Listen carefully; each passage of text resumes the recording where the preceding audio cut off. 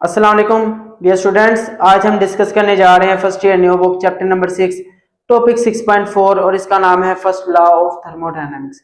बड़ा ही important topic है chapter number 6 का और मेरी कोशिश होगी कि इस टॉपिक में मुझे जितने भी इंपॉर्टेंट पॉइंट्स हैं उन सबको मैं डिटेल से डिस्कस करके जाऊं। तो बड़ा इंट्यूटिव और रिलेटिवली शायद लॉन्ग लेक्चर हो। तो लेक्चर को स्टार्ट करते हैं। Welcome your in physics of how and I am your mentor Jain Shabbir.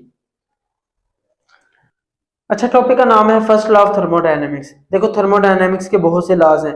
Zeroth law of thermodynamics, first law of thermodynamics, second law and ultimately third law of thermodynamics. लेकिन हम chapter number 6 में first year में सिर्फ और सिर्फ first law of thermodynamics और इसके बाद सेकंड लॉ ऑफ थर्मोडायनेमिक्स को डिस्कस करेंगे। अच्छा, फर्स्ट लॉ ऑफ थर्मोडायनेमिक्स है क्या? बड़ी ही सिंपल इसकी स्टेटमेंट है जो कि हम बाद में डिस्कस करते हैं नेक्स्ट स्लाइड में। लेकिन जो फर्स्ट लॉ ऑफ थर्मोडायनेमिक्स है, तुम लोगों ने लोअर क्लासेस में law of conservation of energy पढ़ी हुई है कि ना तो एनर्जी को बनाया जा सकता है ना एनर्जी को डिस्ट्रॉय किया जा सकता है। हाँ, एनर्जी वन फॉर्म से दूसरी फॉर्म में कन्वर्ट हो सकती है, one form to another, convertibility इसकी पॉसिबिलिटी है। तो जो law of conservation of energy है वही basically first law of thermodynamics है। तो यहाँ पे सबसे पहले हेडिंग मैंने लिखी हुई है कंजर्वेशन प्रिंसिपल, और यहाँ पे पहला पॉइंट मैंने लिखा हुआ है first law of thermodynamics is also known as, very important, is also known as law of conservation of energy. जो law of conservation of energy है वही basically first law of thermodynamics है। अब law of conservation of energy क्या कहती है वो तुम लोगों ने पढ़ा हुआ है। Energy can change from one form to another. Energy एक फॉर्म से दूसरी फॉर्म में कन्वर्ट हो सकती है, लेकिन but the total energy highlight किया हुआ मैंने, but the total energy of an isolated system remain conserved. बात वही है, बस अब थोड़ी सी फॉर्म चेंज होगी डेफिनेशन की जो तुम लोगों ने लोअर क्लासेस में पढ़ी हुई है। एनर्जी वन फॉर्म से अनदर फॉर्म में चेंज हो सकती है, but energy can never be created not be destroyed. पहले ये पढ़ते थे, आप क्या लिखा हुआ है? But the total energy of an isolated system remain conserved. इसका क्या मतलब है?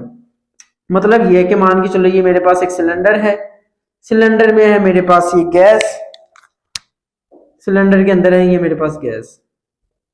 अब ये गैस है मेरे पास सिस्टम, जो भी चीज है ये है मेरा सिस्टम।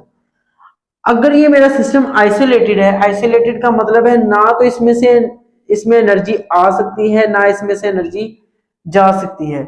अगर तो मेरा सिस्टम आइसोलेटेड है, आइसोलेशन का वर्ड तुम लोगों ने सुना होगा, कोविड के जमाने में आइसोलेट हो गया, तन्हा हो गया, इसका भी यही मतलब है, ना तो इसमें एनर्जी आ सकती है ना एनर्जी जा सकती है, ये आइसोलेटेड। तो अगर मेरे पास आइसोलेटेड सिस्टम है तो उसकी जो टोटल एनर्जी होगी सिस्टम की वो हमेशा कंजर्व रहेगी। अगर इसकी टोटल एनर्जी 20 जॉल है ना, वो 20 जॉल ही रहेगी।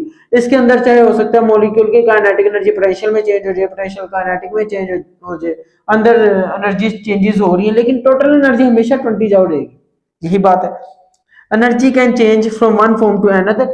एनर्जी एक शक्ल से दूसरी शक्ल में चेंज हो सकती है, but the total energy of an isolated system is always remain conserved.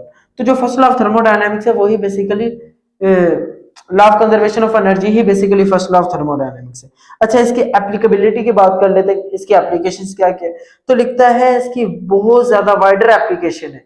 मतलब पहले मैं पॉइंट को रीड कर दूं, it can applies universally, it can apply universally to all forms of energy and to all types of processes. जितने भी type के processes होते हैं, चाहे वो केमिकल प्रोसेस हो, न्यूक्लियर प्रोसेस हो, एनवायरमेंटल, जितने भी प्रोसेसेस होते हैं, ये जो फर्स्ट लॉ ऑफ थर्मोडायनामिक्स है उन सब पर अप्लाई हो सकता है, क्योंकि बेसिकली ये है तो law of conservation of energy है। तो यहाँ पे वो बात करते हैं it can apply universally. Universally का मतलब है ये किसी भी चीज पे अप्लाई हो सकती है, किसी भी टाइप के एनर्जी कन्वर्जेंस में और प्रोसेसेस में। अच्छा, बहरहाल एक्सप्लेनेशन में जाके इसे डिटेल से डिस्कस करते हैं। अच्छा, नेक्स्ट पॉइंट मैंने क्या लिखा हुआ है? It helps to predict and understand energy transformation in various context. देखो, फर्स्ट लॉ ऑफ थर्मोडायनामिक्स से हमें एक चीज तो पता लग गई कि एनर्जी को, कोई भी टाइप ऑफ एनर्जी है मेरे पास, उसे एक फॉर्म से दूसरी फॉर्म में कन्वर्ट किया जा सकता है। ये पॉसिबिलिटी हमें जैसे वो फर्स्ट लॉ ऑफ थर्मोडायनामिक्स ने दे दी। तो अब ये कहता है कि it helps to predict and understand energy transformation in various context. मेरे पास कोई भी एक प्रोसेस है, उसमें एनर्जी किस किस तरह से चेंज हो रही है, तो फर्स्ट लॉ ऑफ थर्मोडायनामिक्स के थ्रू वो मैं एनर्जी ट्रांसफॉर्मेशन को ईच स्टेप में मैं प्रिडिक्ट कर सकता हूँ कि एनर्जी ट्रांसफॉर्मेशन किस किस तरह से हो रही है, काइनेटिक से पोटेंशियल, पोटेंशियल से अदर फॉर्म में, फिर उसके बाद दूसरी फॉर्म में। तो एनर्जी ट्रांसफॉर्मेशंस को मैं इजीली प्रिडिक्ट और अंडरस्टैंड कर सकता हूँ फर्स्ट लॉ ऑफ थर्मोडायनामिक्स से। तो बहरहाल ये दो इंपॉर्टेंट पॉइंट्स थे, सबसे पहले कंजर्वेशन प्रिंसिपल और दूसरा इसकी एप्लीकेबिलिटी के बारे में।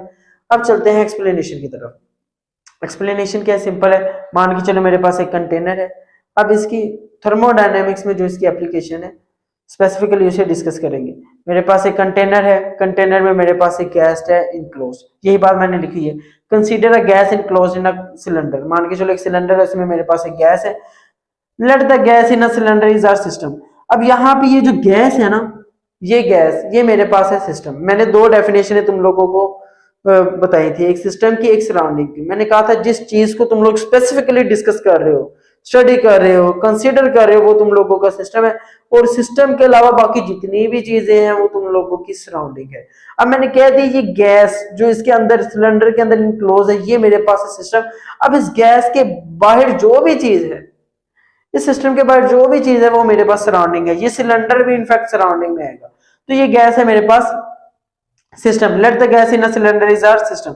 अच्छा, अब क्या होगा, मैं इस गैस को करता हूं हीट, यहां पर मैं स्टोव रख देता हूं या बाय एनी मीन मैं इसे हीट अप करता हूं। तो यहां पर मैं इसे हीट प्रोवाइड करता हूं। हीट प्रोवाइड करने से क्या होगा, ये जो गैस है ये हीट अप होगी। और मैंने तुम लोगों को पिछले लेक्चर में बताया हुआ है कि जब चीजें हीट अप करती हैं उनका टेम्परेचर बढ़ता है, तो इसका मतलब है उनकी इंटरनल एनर्जी बढ़ती है। मैंने पिछले से पिछले लेक्चर इंटरनल एनर्जी वाले टॉपिक में बताया था कि इंटरनल एनर्जी बेसिकली होती है कि sum of all types of energy, हर टाइप ऑफ एनर्जी का जो सम है सब्सटेंस के पास, उसे इंटरनल एनर्जी कहते हैं। मतलब मॉलिक्यूल्स है वो मोशन में है, उनके इंटरमोलिकुलर फोर्सेस है, ये सारी एनर्जीज का सम, ये सारी एनर्जीज के सम को बोला जाता है internal energy of a system.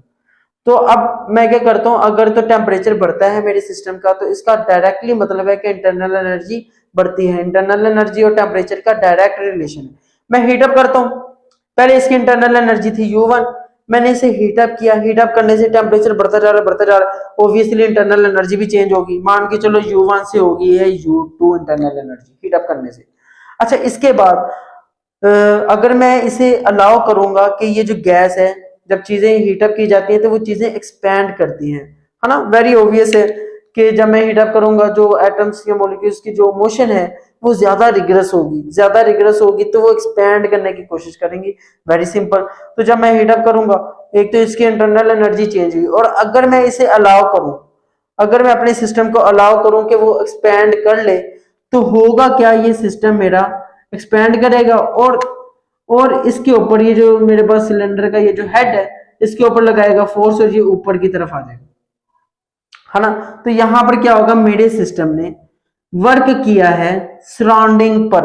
ये मैंने पहले बता दी, ये मेरे पास है सिस्टम, और इस सिस्टम के अलावा बाकी जितनी भी चीजें वो सारी की सारी सराउंडिंग है।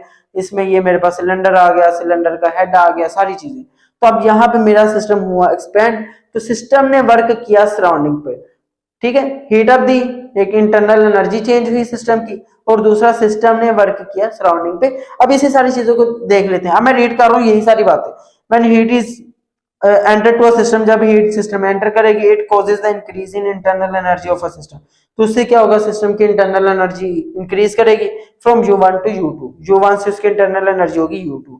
If a system is also allowed to do work on the surrounding by expansion, अगर तो मैं सिस्टम को अलाउ करूंगा कि वो वर्क करे, सिस्टम एक्सपेंड करेगा, वो वर्क करेगा सराउंडिंग पे, कैसे, बाय एक्सपेंशन। तो उस सूरत में जो मैंने हीट प्रोवाइड की, जो मैंने एनर्जी प्रोवाइड की, वो कहाँ कहाँ यूटिलाइज हुई, एक तो इंटरनल एनर्जी के चेंज करने में U1 से U2 में, यहाँ पे जो एनर्जी का चेंज है वो इस हीट की वजह से है, और दूसरा ये जो वर्क किया है वो इसे हीट की वजह से वर्क किया गया इसने। तो यहाँ पे जो हीट मैंने प्रोवाइड की सिस्टम को, उसकी वजह से वो मेरे पास बराबर होगी जितना इंटरनल एनर्जी का चेंज हुआ, ठीक है। यहां से इनफैक्ट U2 माइनस U1 करना चाहिए मुझे, क्योंकि U2 मेरे पास ग्रेटर है, U1 स्मॉलर है। U2 माइनस U1, ये मेरे पास चेंज आ जाएगा इंटरनल एनर्जी प्लस वर्क। दूसरा वर्क कितना किया मेरे सिस्टम ने, गैस ने सराउंडिंग पर। अच्छा, U2 माइनस U1 को change internal energy delta U भी लिख सकता हूं, तो Q मेरे पास बराबर होगा डेल्टा U प्लस W के। अच्छा, यहाँ पे मेरे पास Q क्या है, heat enters to a system, delta U मेरे पास है change in internal energy of a system, और W मेरे पास है work done by the system on the surrounding. तुम लोगों को साइन कन्वेंशन पिछले टॉपिक में मैंने अच्छे तरीके से बताया था, साइन कन्वेंशन। अगर तो सिस्टम में हीट एंटर करेगी, ये सिस्टम है, हीट एंटर करेगी तो उसे मैं पॉजिटिव, एग्जिट करेगी उसे मैं नेगेटिव। और अगर जो है वो वर्क करेगा, वर्क कर रहा है by the system on the surrounding, क्या किया, अगर तो सिस्टम ने वर्क किया bye the system on the surrounding उसे मैं पॉजिटिव लूंगा, और अगर on the system by the surrounding तो उसे मैं नेगेटिव लूंगा। अपने केस में अभी क्या है, सिस्टम ने by the system on the surrounding पर हुआ है तो बाय दी, तो ये मैंने कहा था कि तुम लोग इस तरीके से याद रख सकते हो। ऑन आ जाए तो ऑन वैसी नेगेटिव वाली फीलिंग दे रहा है नेगेटिव, और ये बाय आ जाए तो ब्लड प्रेशर से इसे तुम लोग रिमेंबर रख सकते हो तो पॉजिटिव। ठीक है, अभी अपने केस में क्या था, वर्क किया था बाय द सिस्टम ने किया था सराउंडिंग पर, सिस्टम की वजह से हुआ ना। अगर तो मैं ऊपर से कंप्रेस करता, सिलेंडर हेड को कंप्रेस करता, अब मैं क्या हूं, सराउंडिंग ने वर्क किया सिस्टम पर, ठीक है, वो उस सूरत में नेगेटिव आना था। तो यहाँ पे मैंने वर्क को पॉजिटिव लिया, क्यों लिया, क्योंकि बाय द सिस्टम था। हीट को मैंने पॉजिटिव लिया, क्यों, क्योंकि हीट एंटर कर रही थी, बाय द सिस्टम था, उस सूरत में मैंने इनको क्या लिया, पॉजिटिव कंसीडर किया। ये साइन कन्वेंशन मैंने बताई थी। ठीक है, तो यहाँ पर ये मैंने अगेन दोबारा रिपीट कर दी, लेकिन आगे जो फॉर्मूलाज आएंगे वहां पे हम इजीली प्रिडिक्ट कर लेंगे कौन सा प्लस आना है और कौन सा नेगेटिव आना है। बहरहाल हीट क्यू क्या है, heat enters to system, delta U change in internal energy of a system, और डब्ल्यू मेरे पास क्या है, work done by the system on the surrounding. ये बेसिकली यहाँ पे मैंने किया क्या है, मैंने सिर्फ उसी एनर्जी एनालिसिस किया है अपने सिस्टम के ऊपर, क्यू गया, इंटरनल एनर्जी चेंज हुई, वर्क हुआ, और इसी बेसिस पे मैं फर्स्ट लॉ ऑफ थर्मोडायनामिक्स को डिफाइन करूंगा। ये जो Q equals delta U plus W है, इसी इक्वेशन को बेसिकली, यही मेरे पास स्टेटमेंट है फर्स्ट लॉ ऑफ थर्मोडायनामिक्स की। तो बेसिकली ये है law of conservation of energy ही है, एनर्जी एनालिसिस ही फर्स्ट लॉ ऑफ थर्मोडायनामिक्स है। अच्छा, इन सारी चीजों को नोट डाउन करो। अब नेक्स्ट स्लाइड की तरफ मूव करते हैं। अच्छा, ना अब मेरे पास यहाँ पे बताने के लिए कुछ ज्यादा नहीं है, बस स्टेटमेंट है जो कि हमने सारी डिटेल्स पीछे डिस्कस कर ली है। स्टेटमेंट क्या है, हमने क्या देखा था कि जो मैं हीट एंटर करूंगा सिस्टम में वो मेरे पास कॉज करेगी change in internal energy of a system plus the work done by the system on the surrounding. यही सारी चीजें स्टेटमेंट में। इन एनी थर्मोडायनामिक प्रोसेस, मेरे पास कोई भी थर्मोडायनामिक प्रोसेस हो, when heat energy Q is added to a system, जब हीट जो है वो सिस्टम में ऐड करेंगे उसे होगा क्या, the energy appears as increase in internal energy delta U. तो उससे क्या होगा, जो इंटरनल एनर्जी होगी सिस्टम की वो इंक्रीज करेगी, that stored in a system, और वो इंटरनल एनर्जी बेसिकली स्टोर रहती है सिस्टम में, plus the work done W by the system, important है, by the system on the surrounding. मतलब ये सिलेंडर था, मैं हीट ऐड करूंगा इसमें, तो एक तो इसकी इंटरनल एनर्जी चेंज होगी, दूसरा ये जो सिलेंडर हेड है ये ऊपर की तरफ मूव करेगा, सिस्टम एक्सपैंड करेगा, तो यहाँ पे सिस्टम वर्क करेगा ऑन द सराउंडिंग पे, तो work done by the system on the surrounding, और ये मैथमेटिकली इसे ऐसे लिखा जाएगा। अच्छा, अब इसकी कुछ एग्जांपल्स हैं। अब हम फर्स्ट लॉ ऑफ थर्मोडायनामिक्स को अप्लाई करेंगे। कुछ एग्जांपल है, सबसे पहले एग्जांपल है मेरे पास बायसाइकिल पंप, ठीक है, फिर ह्यूमन मेटाबॉलिज्म है, बस दो एग्जांपल्स है जो कि बुक में डिस्कस है। तो सबसे पहले बायसाइकिल पंप है, यहाँ पे हम फर्स्ट लॉ ऑफ थर्मोडायनामिक्स को अप्लाई करने की कोशिश करेंगे। अच्छा, बायसाइकिल पंप से पहले ना तुम लोगों को पता होना चाहिए थर्मोकपल का। यहाँ पे थर्मोकपल इस्तेमाल होगा, एक उसने डिवाइस यहाँ पे इस्तेमाल की है, थर्मोकपल। थर्मोकपल होता क्या है, बेसिकली ये है टेम्परेचर सेंसर डिवाइस। जैसे बहुत से थर्मोमीटर होते हैं वैसे थर्मोकपल भी एक टेम्परेचर सेंसिंग डिवाइस है। यहाँ पे मैंने डेफिनेशन लिखी हुई है, ये करता है कि it converts heat energy into electrical energy small voltages. ये क्या करता है, जो हीट एनर्जी का डिफरेंस होता है ना, अभी मैं वहां पे समझाता हूँ, जो हीट एनर्जी है उसे इलेक्ट्रिकल एनर्जीज में कन्वर्ट करता है, और वो फिर इलेक्ट्रिकल एनर्जी के हिसाब से हम इंटरप्रेट करते हैं कि इतना टेम्परेचर होगा। अब होता क्या है, इसमें दो मेटल होते हैं, ठीक है, दो डिफरेंट टाइप्स के मेटल होते हैं, उनके एक एंड को हम कर देते हैं कॉमन। हमें पता है कि जब मेरे पास एक मेटल का रोड है उसे मैं एक एंड से हीट अप करूं तो दूसरे एंड पे जो है वो भी जो है थोड़े टाइम के बाद वो भी हीट अप होने लग पड़ता है ना। अच्छा, हर एक मेटल का जो कंडक्शन रेट है, कंडक्टिविटी रेट है, वो डिफरेंट होता है। मतलब इसमें 5 मिनट में ये लेट्स सपोज यहाँ पे मैंने हीट प्रोवाइड करना शुरू की, मैं यहाँ पे बताता हूँ, ये रोड है, इस एंड में मैंने हीट प्रोवाइड करना शुरू की, तो यहाँ तक पहुंचते पहुंचते जो है 20 डिग्री सेल्सियस या फिर कह लो 40 डिग्री सेल्सियस तक यहाँ पे टेम्परेचर पहुंचते पहुंचते 5 मिनट लग गए। ठीक है, अब हर एक मेटल का अलग अलग होगा, किसी का 40 यहाँ तक पहुंचने में 5 मिनट लगेंगे, किसी का 2 मिनट, किसी का 10 मिनट, किसी का घंटा भी हो सकता है ना, 1 आवर भी हो सकता है। तो हर एक मेटल की जो कंडक्टिविटी रेट है वो अलग है। यहाँ पे हम क्या करते हैं, दो डिफरेंट जो से वो मेटल्स को रखते हैं और उनके एक एंड को कर देते हैं कॉमन, दूसरे एंड पे हमने लगा दिया होता है वोल्ट मीटर। ठीक है, अब ये क्या करेंगे, ये वाला एंड हम हॉट बॉडी को या कोई भी बॉडी जिसका हमने टेम्परेचर मेजर करना है उसके साथ इसे करेंगे टच। ठीक है, टच करने से क्या होगा, चूंकि डिफरेंट मेटल्स है दोनों की कंडक्टिविटी रेट अलग अलग होगी, तो इस एंड पे इस मेटल रोड का टेम्परेचर अलग होगा, इसका टेम्परेचर अलग होगा।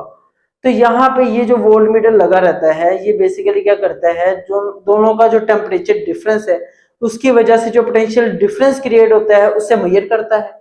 ठीक है, यहाँ पे क्या हुआ, टेम्परेचर डिफरेंस जो से है उसे मेजर करता है in terms of potential difference, और जब वो हमारे पास पोटेंशियल डिफरेंस आ जाता है तो हमें पता लग जाता है, उसे हम फिर इंटरप्रेट करते हैं कि यहाँ पे टेम्परेचर इस एंड पे बॉडी का टेम्परेचर क्या होगा, उससे फिर हम कन्वर्ट कर लेते हैं। ठीक है, बेसिक तो समझ लग गया होगा। एक एंड से हीट करेंगे, दो डिफरेंट मेटल्स होंगे, टेम्परेचर डिफरेंस होगा, टेम्परेचर डिफरेंस की वजह से पोटेंशियल डिफरेंस क्रिएट होगा और वोल्ट मीटर रीडिंग दे देगा। उसी रीडिंग को देखते हुए हम ये बता देंगे कि जो बॉडी है जिसके साथ टच किया उसका टेम्परेचर कितना होगा। थर्मोकपल बेसिकली इस तरीके से काम करते हैं। अच्छा, अब बाईसाइकिल पंप है, ये मेरे पास बाईसाइकिल का सिलेंडर है, इसमें ये पिस्टन है, ये ऊपर नीचे मूव करेगा, ये है गैस। अच्छा, बाईसाइकिल पंप में जो हमने एक एंड है, मतलब जो आउटलेट वाला एंड है उसे हमने ब्लॉक किया हुआ है। ठीक है, ब्लॉक एंड है, जहां से गैस ने बेसिकली निकलना है वो हमने ब्लॉक किया हुआ है। तो अब क्या होगा, मैं यहां पे कर रहा हूं, इससे कंप्रेस कर रहा हूं, पिस्टन से कंप्रेस कर रहा हूं, ये गैस है, गैस मेरे पास है सिस्टम। अब यहां पे देख रहे हो क्या, मैं वर्क कर रहा हूं, मैं जब कंप्रेस कर रहा हूं अपने सिस्टम को कंप्रेस कर रहा हूं, गैस को पिस्टन पे जब मैं जोर लगाऊंगा तो मेरी गैस कंप्रेस होगी। तो यहाँ पे मैं क्या कर रहा हूँ, यहाँ पे वर्क कर रहा हूँ ऑन दी सिस्टम, अपने सिस्टम के ऊपर वर्क कर रहा हूँ। ठीक है, और जब कंप्रेस होगी तो उससे क्या होगा, यहाँ पे टेम्परेचर रेज करेगा। हमने पिछले लॉ में डिस्कस भी किया था, जब वॉल्यूम कम होता है तो अल्टीमेटली टेम्परेचर वहां पे रेज करता है, राइज होगा वहां पे। अच्छा, अब रीड कर लेते हैं। When mechanical work done on the gas, when mechanical work is done on the gas bye pushing pump with blocked and. तो जब मैं मैकेनिकल वर्क करूंगा गैस के ऊपर, कैसे, bye pushing a pump, pump को पुश करके जिसका जो एंड है वो ब्लॉक किया हुआ है। It causes the increase in internal energy of the gas and gas become hot. तो अब जब मैं कंप्रेस करूंगा उससे इंटरनल एनर्जी गैस इंक्रीज करेगी और गैस जो से वो हॉट हो जाएगी, उसका टेम्परेचर बढ़ जाएगा। अच्छा, कितना टेम्परेचर बढ़ेगा, a thermocouple is used at the block end. तो ब्लॉक एंड पे मैं थर्मोकपल का इस्तेमाल करते हुए वो मैं टेम्परेचर चेंजेस को मेजर कर लूंगा। Block and it measures the temperature changes. तो वो टेम्परेचर मतलब ये वाला एंड मैं यहाँ पे लगाऊंगा तो यहाँ से मेरे पास टेम्परेचर चेंजेस आ जाएंगे। मुझे यहाँ पे तो first law of thermodynamics apply करनी है। First law of thermodynamics simply deal करती है एनर्जी कन्वर्जेंस में। तो अब मैंने बेसिकली करना क्या है कि ये जो मैंने वर्क किया है ये एनर्जी कहाँ कहाँ कन्वर्ट हुई, ठीक है, उसे देखेंगे। तो एक तो इंटरनल एनर्जी बढ़ेगी और दूसरा कहाँ पे इस्तेमाल होता है वो लेट्स सी देखते हैं। मैथमेटिकली हमारे पास फॉर्मूला है Q equals delta U plus W। अब यहाँ पे चूंकि एंड है ब्लॉक, ना तो इसमें मैं हीट ऐड कर रहा हूँ ना तो इसमें से मैं हीट एग्जिट कर रहा हूँ। तो यहाँ पे ड्यू टू ब्लॉक एंड, चूंकि ब्लॉक एंड है तो उसकी वजह से जो हीट एंटर या एग्जिट फ्रॉम अ सिस्टम है वो जीरो है ना। वैसे भी मैं सिर्फ वर्क ही कर रहा हूँ, उससे इंटरनल एनर्जी ही चेंज हो रही है, तो हीट का तो वैसे ही लेना देना नहीं है यहाँ पे। आगे क्या लिखा है, as the work is done on the system. अब चूंकि वर्क सिस्टम के ऊपर हुआ है so it will be taken as negative, तो इसे मैं नेगेटिव लूंगा। अगर ये फिर भी कंफ्यूजन हो work on the system by the system तो तुम लोग मेरे प्रीवियस लेक्चर में जाके इसे कंसल्ट कर सकते हो। अच्छा, नाउ तो वर्क चूंकि सिस्टम के ऊपर हुआ है तो इसे मैं नेगेटिव लूंगा। नाउ पुटिंग वैल्यूज इन 1, तो इक्वेशन नंबर 1 में पुट कर देते हैं। Q की जगह 0, heat added to a system is equal to 0 plus delta U as it is, और W की जगह minus W because on the system. अच्छा, यहाँ पे क्या होगा, वर्क इधर आके पॉजिटिव, तो चेंज इन इंटरनल एनर्जी मेरे पास वर्क डन के बराबर होगा। तो अब यहाँ पे मुझे समझ लग रही है कि जितना ज्यादा मैं वर्क करूंगा वो मेयर कोज करेगी change in internal energy equally. तो जितना ज्यादा मैं वर्क करूंगा उतना ज्यादा उसकी इंटरनल एनर्जी चेंज होगी। यही मैंने रिजल्ट में सिंपल बात लिख दी। All the work done on the system causes the increase in internal energy of the system. तो जितना भी मैं सिस्टम के ऊपर वर्क कर रहा हूँ वो सारे का सारा कन्वर्ट हो रहा है to cause the increase in internal energy of the system, system के इंटरनल एनर्जी को इंक्रीज करने में। अब आखिरी बची है एग्जाम्पल कह लो, एप्लीकेशन कह लो, वहां पे हम फर्स्ट लॉ ऑफ थर्मोडायनामिक्स को लगाएंगे। बेसिकली हम इसकी एप्लीकेबिलिटी पे बात कर रहे हैं। इन सारी चीजों को नोट डाउन करो, नेक्स्ट स्लाइड पे चलते हैं। अच्छा, बुक में डिस्कस इसकी आखिरी और बड़ी ही मजेदार application first law of thermodynamics की, वो क्या है? Human metabolism. तो बड़ी इंटरेस्टिंग है। अच्छा, मेटाबॉलिज्म क्या होता है? Energy transforming processes that occur within an organism is known as metabolism. तो एक ऑर्गेनिज्म के अंदर, एक लिविंग बीइंग के अंदर, ह्यूमंस के अंदर जो एनर्जी ट्रांसफॉर्मिंग प्रोसेसेस हो रहे होते हैं, मतलब खाना इंटेक किया, वो खाना वो जो एनर्जी इंटेक किया वो किधर जाएगी? वो टेम्परेचर मेंटेन करने के लिए इस्तेमाल होगी बॉडी का, फिर कुछ एनर्जी स्टोर होगी, फिर कुछ एनर्जी को हम रनिंग में या डिफरेंट एक्टिविटीज में इस्तेमाल कर लेते हैं। तो ये जो एनर्जी ट्रांसफॉर्मिंग प्रोसेसेस हो रहे हैं with in the organism, intake energy जा रही है, वो कहाँ कहाँ यूटिलाइज हो रही है? सेल्स में कुछ स्टोर हो रही है, टेम्परेचर मेंटेन करने में इस्तेमाल हो रही है, और जो भी प्रोसेसेस हो रहे हैं। तो ये जितने भी सारे प्रोसेसेस विद इन ऑर्गेनिज्म हो रहे होते हैं एनर्जी ट्रांसफॉर्मिंग के, उससे बोला जाता है मेटाबॉलिज्म। अच्छा, ह्यूमन मेटाबॉलिज्म पर हम फर्स्ट लॉ ऑफ थर्मोडायनामिक्स को सिंपली अप्लाई करने जा रहे हैं। तो now when we consume food, तो जब हम फूड को कंज्यूम करते हैं, इनटेक करते हैं, वो intake energy which can be consider as Q. तो हम बेसिकली क्या कर रहे होते हैं? जब हम फूड को कंज्यूम कर रहे होते हैं, बेसिकली हम एनर्जी को इनटेक कर रहे होते हैं। तो ये जो एनर्जी इनटेक है, इसे मैं क्यू के तौर पे इमेजिन कर सकता हूँ। ठीक है, हमने पढ़ा था formula Q equals delta U plus W, first law of thermodynamics में। Heat enter to a system, वहां पे तो basically heat enter to a system है, internal energy this and this है ना। तो यहाँ पे हम क्यू को एनर्जी इनटेक के तौर पे कंसीडर कर सकते हैं। पहले बताया था इसकी बड़ी वाइडर एप्लीकेबिलिटी है, कहीं पर भी, बायोलॉजी में, केमिकल प्रोसेसेस में, न्यूक्लियर प्रोसेसेस में, यूनिवर्सली अप्लाई हो सकता है ये first law of thermodynamics. Now when we consume food we intake energy which can be considered as Q. तो जब हम खाने को इनटेक करते हैं तो बेसिकली हम एनर्जी को इनटेक कर रहे होते हैं, उस एनर्जी इनटेक को मैं क्यू के तौर पे मेंशन कर सकता हूँ। This energy we intake will use to do work. तो ये जो एनर्जी हमने इनटेक की है, ये कहाँ कहाँ यूटिलाइज होगी? एक तो वर्क करने में इस्तेमाल होगी, लाइक हम भागते हैं, दौड़ते हैं, तो उसके लिए जो एनर्जी आती है वो कहाँ से आती है? जो बेसिकली हमने एनर्जी इनटेक की होती है। तो ये जो एनर्जी इनटेक की है क्यू, वो कहाँ कहाँ यूटिलाइज होगी? एक तो वर्क करने में, रनिंग, वॉकिंग वगैरह में। दूसरा, एंड एक्सेसिव एनर्जी, तो जो बाकी एनर्जी बचेगी, is use to increase in internal energy. उससे क्या होगा? जो बाकी एनर्जी बचेगी उससे मैं यूटिलाइज करूंगा स्टोर करने में, बॉडी में फैट के तौर पे वो स्टोर होगी। तो बेसिकली वो कहाँ इस्तेमाल होगी? जो एक्सेसिव एनर्जी, वो it is use to increase in internal energy, तो वो बॉडी की इंटरनल एनर्जी को इंक्रीज करने में इस्तेमाल होगी, मींस एज अ फैट। ठीक है, क्यू यानी फूड मैंने कंज्यूम किया, एनर्जी इनटेक की, उस एनर्जी इनटेक को मैंने एक तो वर्क में यूटिलाइज किया और दूसरा कुछ स्टोर कर लिया एक्सेसिव एनर्जी, और वो जो स्टोर किया वो बेसिकली क्या है? Internal energy. ठीक है, and use to increase in internal energy by maintaining the temperature of a body and store energy in carbohydrates. तो जो मैंने एनर्जी इनटेक की क्यू, एक तो वो वर्क करने में इस्तेमाल हुआ, दूसरा इंटरनल एनर्जी को इंक्रीज करने में इस्तेमाल हुआ। इंटरनल एनर्जी को इंक्रीज करने में यहाँ पे मैंने आगे लिखा हुआ है, एक तो टेम्परेचर बॉडी का मेंटेन करने में, बॉडी का टेम्परेचर तुम लोगों को पता है ऑप्टिमल टेम्परेचर ह्यूमन बॉडी का होता है 37.5 डिग्री के आसपास। तो इतना टेम्परेचर मेंटेन करना है, सर्दी है, गर्मी है, जो भी प्रॉब्लम है, तो टेम्परेचर तो यही मेंटेन करना है ना, एवरेज ह्यूमन बॉडी टेम्परेचर। तो इतना टेम्परेचर मेंटेन करने के लिए भी एनर्जी यूटिलाइज होगी, और कभी कभी जो एक्सेसिव एनर्जी वो स्टोर भी हो जाएगी।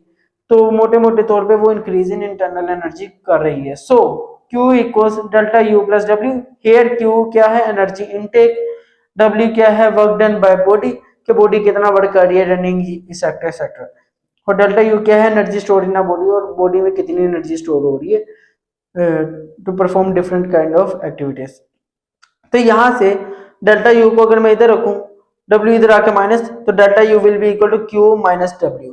अब ये क्वेश्चन क्या कहती है? अगर मैं ज्यादा इनटेक करूंगा और वर्क कम करूंगा तो यहाँ पे जो फैटीनेस है बॉडी की वो बढ़ेगी, ऑब्वियसली है ना, लॉजिकल बात है। ज्यादा इनटेक करूंगा हिलूंगा जिलूंगा नहीं, ज्यादा वर्क नहीं करूंगा, तो उससे क्या होगा, दिन ब दिन फैटी होता जाऊंगा, तो जो फैटीनेस है बॉडी की वो बढ़ेगी। तो ये first law of thermodynamics human metabolism पर भी कहीं ना कहीं अप्लाई होती है और यूनिवर्सली कहीं पर भी अप्लाई हो सकती है जहां पे एनर्जी कन्वर्जेंस इन्वॉल्व है। तो that's all about first law of thermodynamics. तो बच्चों होप्स हो कि तुम लोगों को लेक्चर पसंद आया होगा। इजाजत दो, अल्लाह हाफिज।